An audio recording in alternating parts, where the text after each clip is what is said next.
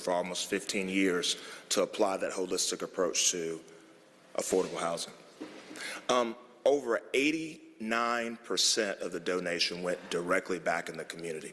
So to Jasmine's point, that is working with our small brick and mortar retailers, that's working with our small independent farmers, many of whom are farmers of color, that's working with our farmers markets, and then also other partners around the city. So we were able to spend 100% of the donation.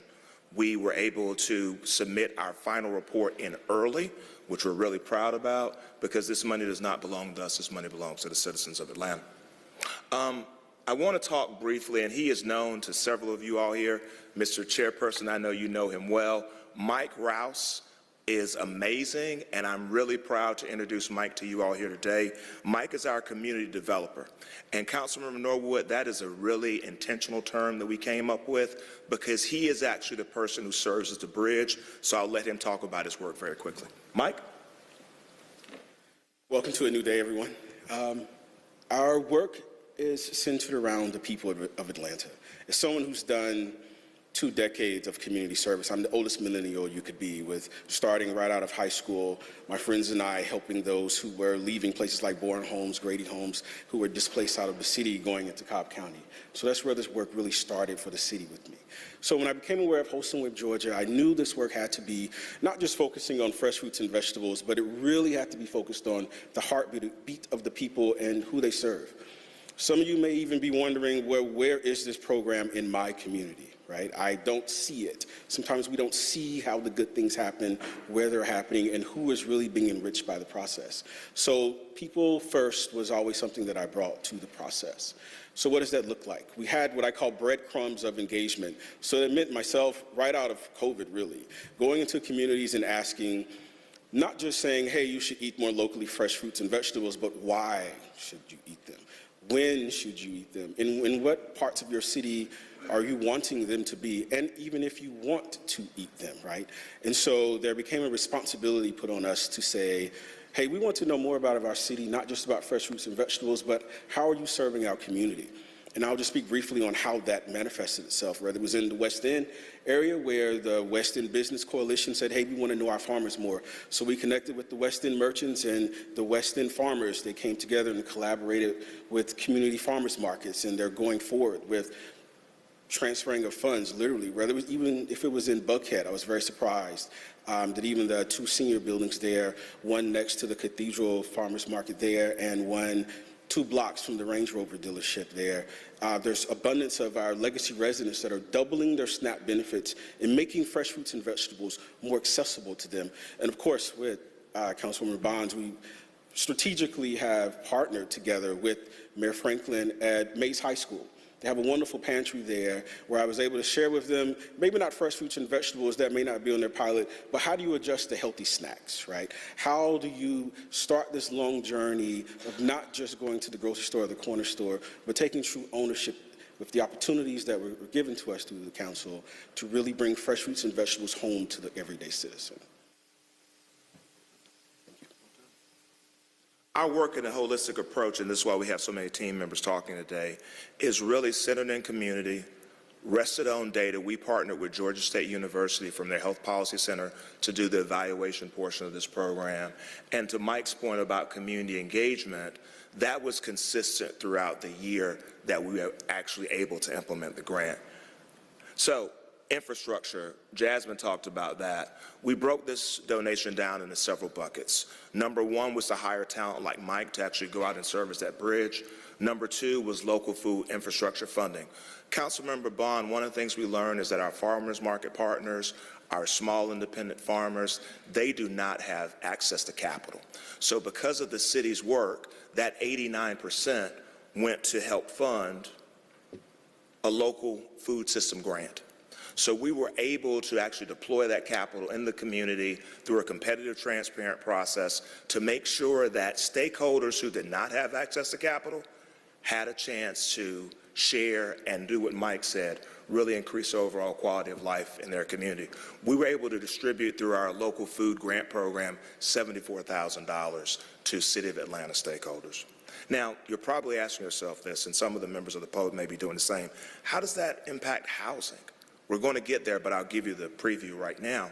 We know that housing burden is the largest part of our citizens' disposable income. And in 1991, when George H.W. Bush was in office, 11.3% of our disposable income went to buying food. In 2022, Mr. Johnson, 11.2% of our disposable income went to buying food. So anything that we can do, what this council has done, what this mayor has been a champion of, whatever we can do to relieve that burden goes to support affordable housing. Now, this is our footprint around the city. You all will see Mike mentioned Peachtree Buckhead. That dot at the top is the Peachtree Road Farmers Market, but you see everything else is below I-20. That's a large part of our footprint, and we know that from housing data and other data that you all see on a regular basis, that is our biggest opportunity to spread prosperity across the city. So, one of the things that we learned, Chairperson, is that, guess what? In food deserts, there are not a lot of farmers markets that double SNAP benefits. There are not a lot of opportunities. People have to actually get in their car and drive to where the fresh, healthy, local grown food is. I want to bring my partner Kashi up so she can tell you about a solution that we were able to implement. We listened to our friends at Georgia State. We learned what the community wanted, like Mike shared with you all, and then we were actually able to implement. Kashi, come on up.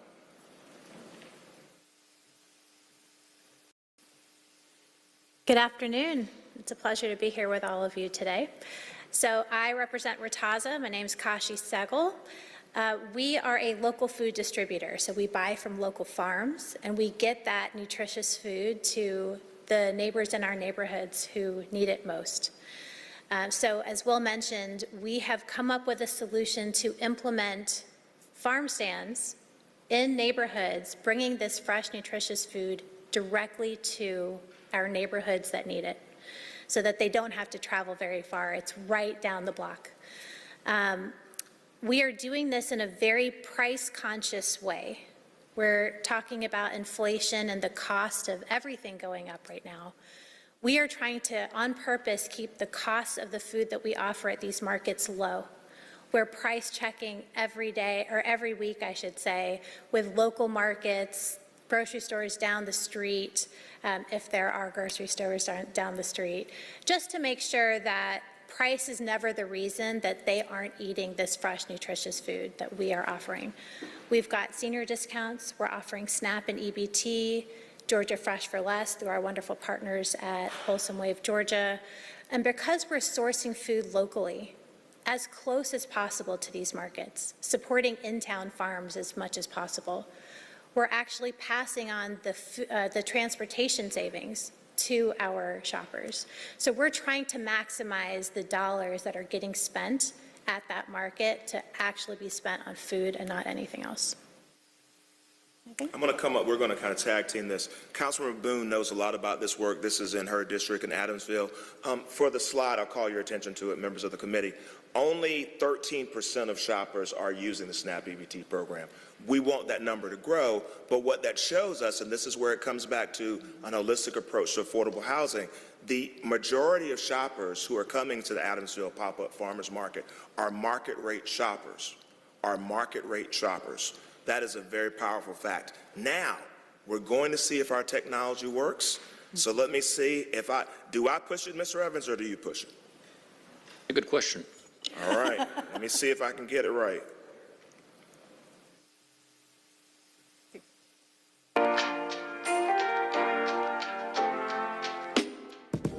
You know, there's food deserts throughout the city of Atlanta everywhere.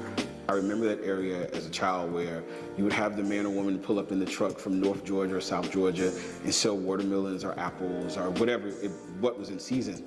But that quickly was replaced with fast food. So the partnership with Rataza has been amazing. It's on the west side.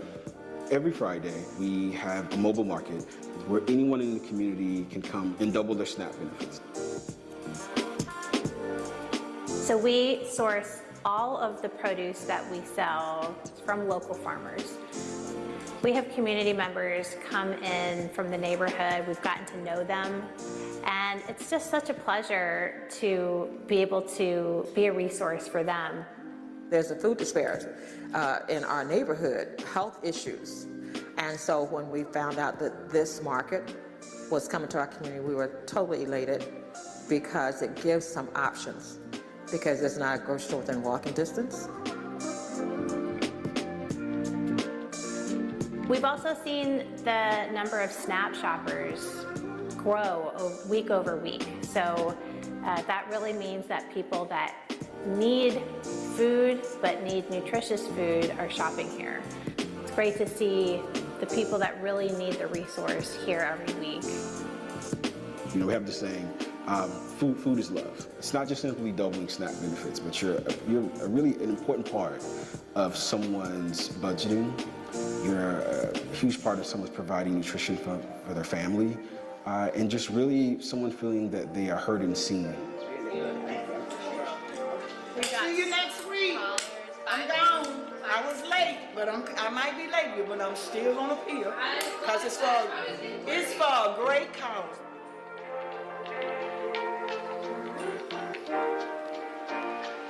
It's always good to hear from us, but it's better to hear from the community. Diane. Definitely Miss Diane. Let me see if we can go and advance. All right. So some quick information on the key shopper demographics. Again, this donation was made as a solution, a holistic approach to affordable housing. So we know from the top 4 zip codes that Kashi is able to track at the point of sale, many of our shoppers who come into the market, their household values are below the norm. Their household income is below the norm. So whatever we can do as citizens to help other citizens save money is value positive. And that's what we've done with our partners here before you today. We also know this. When you combine SNAP, the old food stamp program, WIC, and housing subsidies, those residents who are in affordable housing are over 70% more likely to remain in affordable housing. What that tells us from doing this work for over 15 years is that when you are living at the margins, every little bit helps. Every little bit helps. We learned some lessons. Kashi talked about it. Our prices have to be competitive. They have to be competitive with other established retail shoppers. This is a graphic. It's very difficult to see, but I'll break it down for you really quickly. The yellow is where we were price comparative to Wayfield Foods, Kroger, and other retailers in the area. The red is where Rataza was not price comparative, right? But the green, you'll see, is fairly dominant on the chart. That is where Rataza was price competitive. So Councilmember Norwood, you mentioned this earlier. People know they need to eat fresh, healthy, locally grown food. The question is, can they afford it? And with over 87% of shoppers coming to the pop-up market to buy their fresh, healthy, locally grown food, this is a solution that is scalable. This is a solution that can be deployed throughout the city. It's in Adamsville right now, but there are other opportunities to grow the program. We're really thankful as an organization. This donation was our largest municipal donation ever in the history of Folsom Wave, Georgia.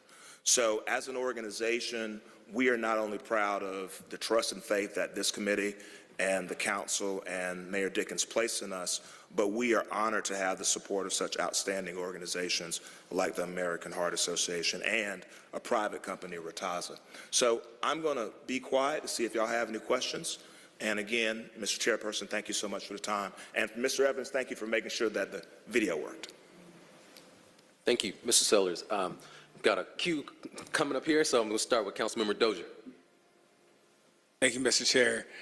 I really appreciated this presentation. I know Thank you, sir. This body supported this effort a couple years ago with the donation that you referenced in the presentation, but it's just so remarkable to see the work y'all been able to do with that donation. It makes me want to know how can we get more things happening in my district to support our residents. I know, just had a wonderful conversation with Kashi earlier. I know y'all are working with Atlanta Housing to do a farmers market over at Roosevelt Hall, serving the seniors over in that community. But where I think there's a great opportunity, and I would love to have more conversation with your team about, is in Mechanicsville. We have a large concentration of low and moderate income housing on the north side of the neighborhood. And I see Commissioner Cutler in the back. I've been thinking about ways in which we can activate Dunbar Neighborhood Center and the Bernie Park kind of general area. And to be able to do an event like this with some regularity will help get more people out into the park space, and just having some regularity, get some predictability in that as well. So we'd love to have a conversation on how we can make that happen. Absolutely. Just curious, because y'all heard in the presentation as well, y'all talked a little bit about at least there's one brick and mortar location. Just kind of curious in terms of the work y'all have been doing. Like, y'all been able to do a lot with the city donation, but what's it typically cost to put on a farmer's market event? Is there like a cost per event, cost per year? It's kind of how do y'all, operationally, how does that work for y'all? It's just so I can learn more about how we can maybe plug in and support. Absolutely. I would say to you that there's a lot of diversity. We work with farmers markets who have capacity, work with farmers markets who don't have capacity. You mentioned brick and mortar, and that's an important fact. So when we came before you, when you were the chair of this committee, we had one brick and mortar partner. Mr. Chairperson, because of the investment, we now have an additional 3 brick and mortar partners, and that was one of the policy rationales for the investment. I would say to you that, to your question, how much does it cost? It depends. It depends on the infrastructure of the partner, because we at Wholesome Wave do not operate any farmers markets, farm stands, mobile markets, brick and mortar retailers. We depend on folks like Kasha to do that. And one of the unique things about this investment, and Councilmember Bakhtiari deserves credit because she was one of the original sponsors for this paper, we will actually be in Adamsville through August of this year. So we started August last year. That pop-up market, Councilmember Boone, will run through August of this year. So we're really excited about it. We'd love to talk more with you about it, but it's really the operator. We support the operator, Councilmember. So I like to say it like this. We're like Amazon Web Services. Okay. When you go on and order a pizza from Domino's, Amazon does not make the pizza. They just make sure that the order gets through. That's what we do. We just make sure the order gets through. So it sounds like I'll be following up with multiple people then. So no worries, and just want to convey I'm definitely interested. I'll be sure you get a card, and then I can help route it to wherever you need. Thank you. Happy to help. Any other questions? I want to know what the location is. Where are y'all located in Adamsville? Yes, ma'am. We are right at the Fairburn Crossing Shopping Center. Yeah. We are co-located within Centerwell, which is a new healthcare provider there in that community. So we're a stone's throw away from the Planet Fitness, and then we're also by the American Deli as well. Again, we like foot traffic like everybody else. So it's a good site for us, and we've learned a lot by being there and really adapting to the needs of the community. That market happens every Friday. What time, Kasha? 10 a.m. to 2 p.m. 10 to 2 every Friday. Smiling faces, great experience, price competitive when we can match it. Great, thank you. Councilmember Boone. Thank you. Thank you all so much. What you all have done in Southwest Atlanta is just amazing in the Adamsville community. Thank you for your help. Yes, not just at the center, but Mike is all up and down Fairburn Road at town hall meetings, providing. Now, Councilmember, stop. I don't want to have to pay him more, so I don't want you to give him too much praise here in the public setting. Providing healthy snacks. Yes. For young people. Mike, come on up. We've had 4 different field trips for Benjamin Mays High School, partnering with Mayor Franklin, and he shows up at 6 a.m., greets those buses, and the children have healthy snacks, fruit, and just wanting everyone to know that what you all have done has not gone unnoticed. Showing up at our turkey giveaway, giving away thousands of turkeys, adding tomatoes and cabbage and onions. So thank you all so much to Ragaza. Thank you all so much. We will forever remember what you all have done, and hopefully we can do some other things in other areas in District 10. Thank you. Thank you. Okay. Stay up, Mike, because I'm going to give you your flowers, too. So I just have to add my kudos to Mike, all the great work that all of you are doing. But, you know, I see Mike on a regular basis in the farmers markets, Grant Park Farmers Market. Him and I judged a tomato pie contest together. And I've never had a tomato pie in my life. So he is out doing all the great things in the community. And so your team is doing great work. And just want to thank you all for what you're doing and just appreciate the presentation today.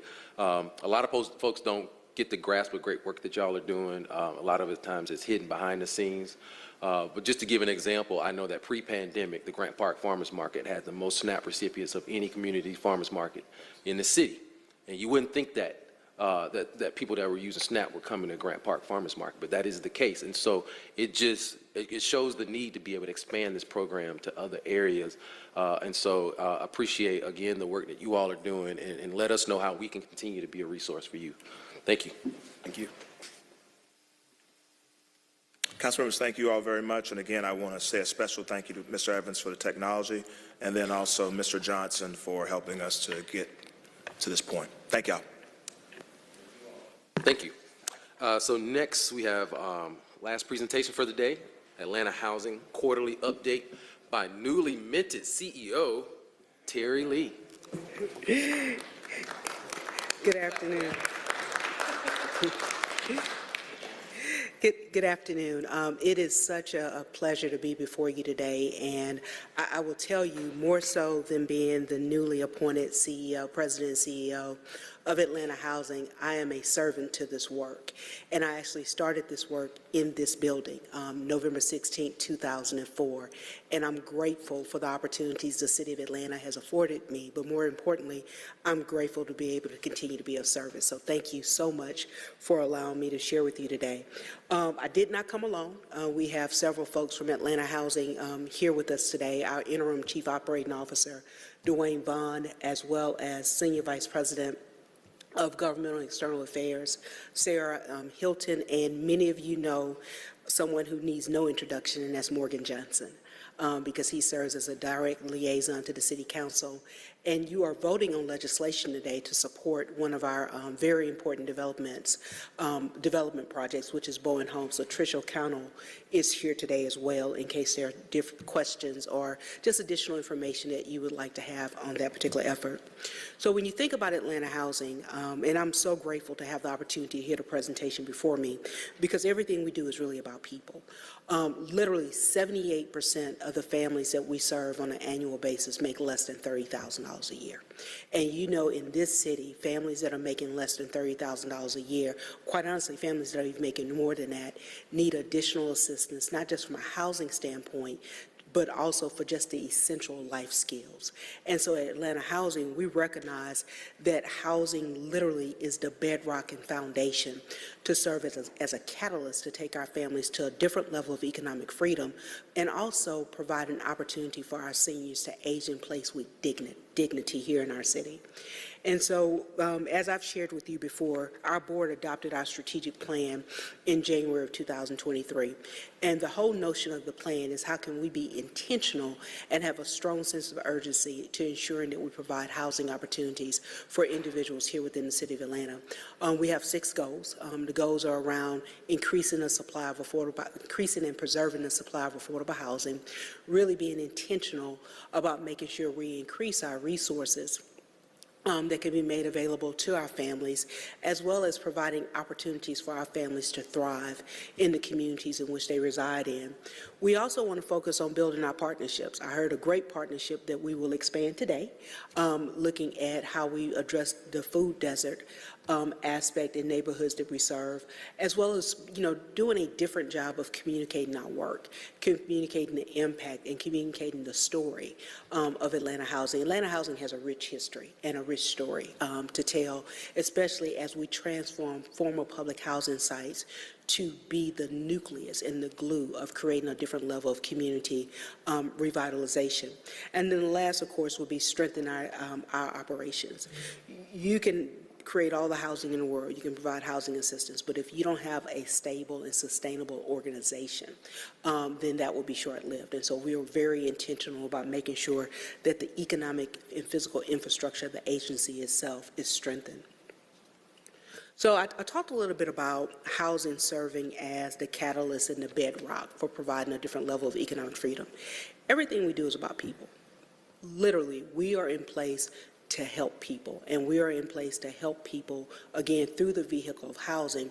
But we have a unique opportunity because Atlanta Atlanta's Housing Authority has a designation as a move to work organization.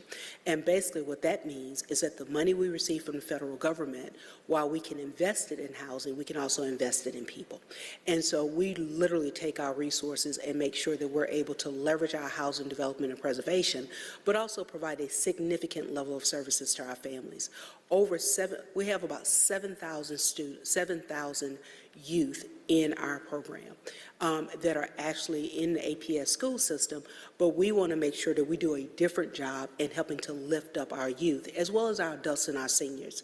One thing I'm really proud of is Mama Bridges. Mama Bridges is celebrating her 104th birthday this year, and she is a senior that lives at our Peachtree High Rise. She has been a senior at Peachtree High, she has been a resident rather at Peachtree High Rise since the 70s.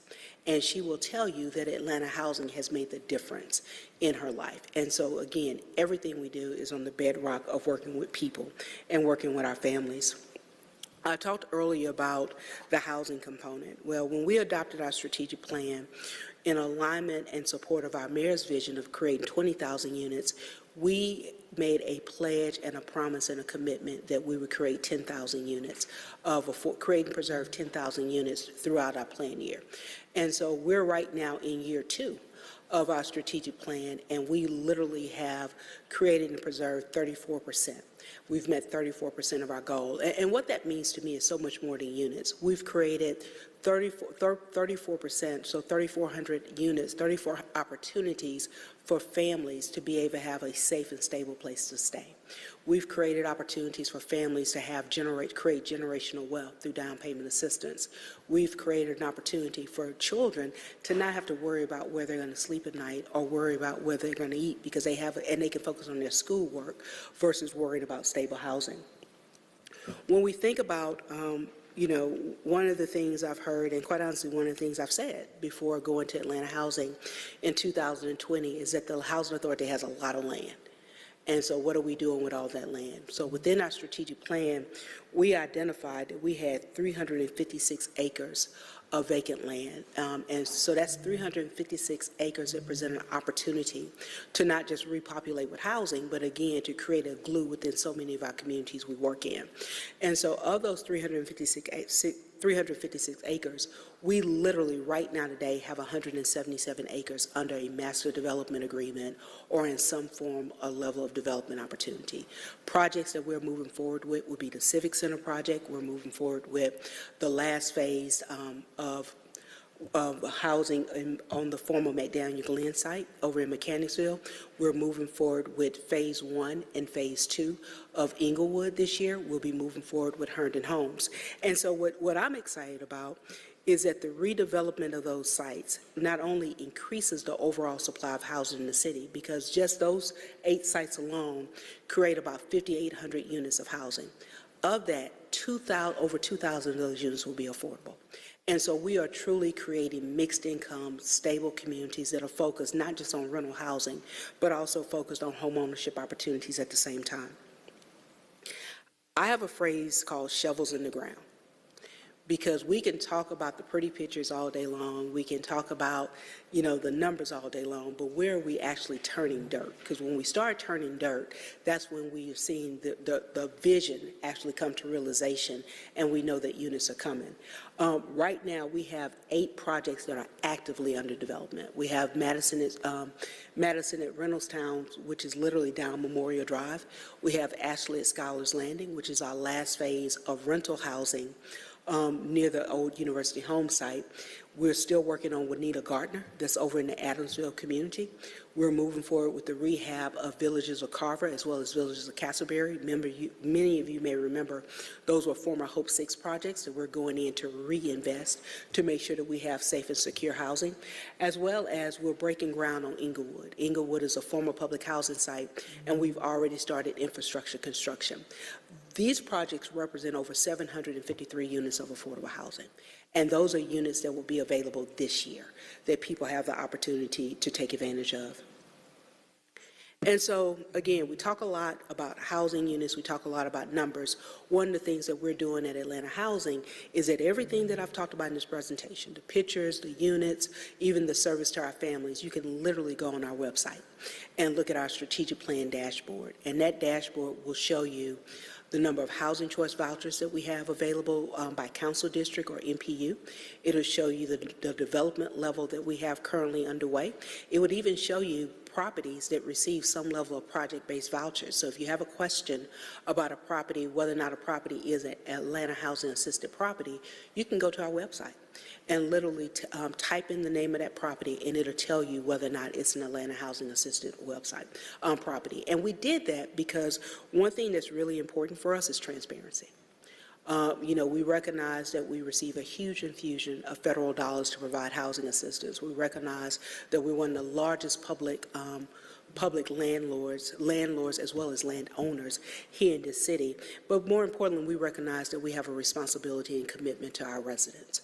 And so in doing so, we want to make sure that we're not just providing units and providing housing resources, but that we're also having a fiduciary responsibility to show what those funds will be used for. So we launched this website last January, and I will tell you, I was on a call yesterday with a consultant, and he was literally able to tell me the number of project-based vouchers that we have invested here in the city of Atlanta. And I said, well, how do you know that number? He said, Terry, I went to your website.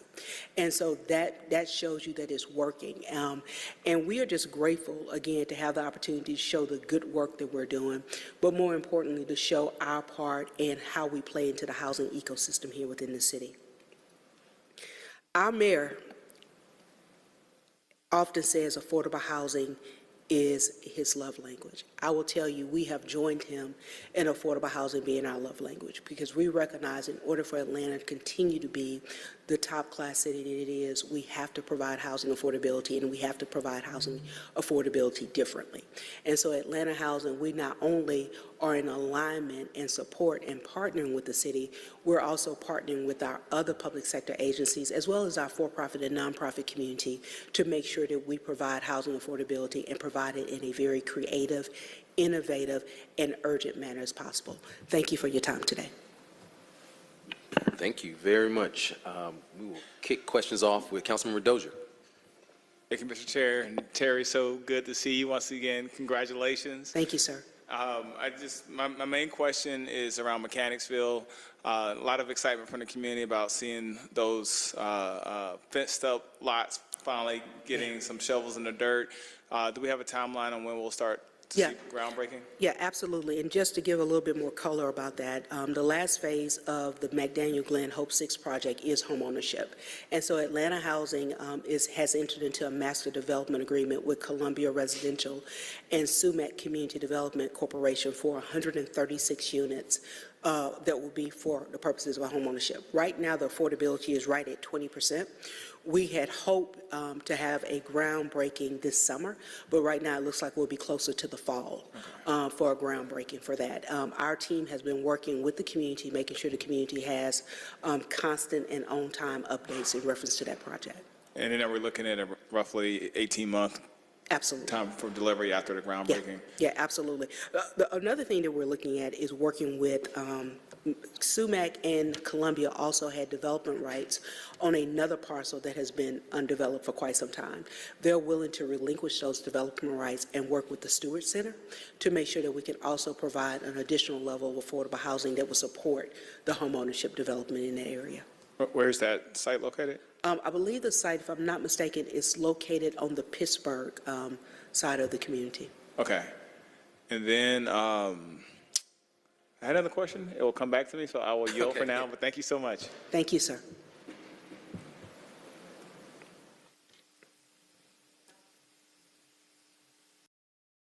First, thank you so much for all of your hard work throughout the years for the citizens of Atlanta. Thank you. We are excited and so comfortable with you being in this position. Your responsiveness is unmatched.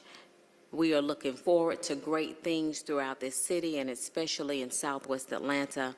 And just know that we are so very proud of you and your wonderful staff. Thank you all so much. Thank you. Thank you so much, Councilmember Boone, and thank you for your unwavering support over the years. You know, when we were on the right track and when we were not, you've always stood there with honesty and transparency to make sure that we put people first, and so we just sincerely appreciate you as well. Councilmember Dozier. Thank you, Mr. Chair. I remember my question. Yes, sir. Early last year, late 2022, Councilmember Bakhtiari led with some legislation around ensuring that our partners that take public subsidy, whether it's funding through Invest Atlanta or Atlanta Beltline, that they do not discriminate against folks that are using housing choice vouchers. Have y'all seen any impact, positive or negative, in y'all's data around the utilization of housing choice vouchers, whether it's, you know, folks either deciding not to participate in the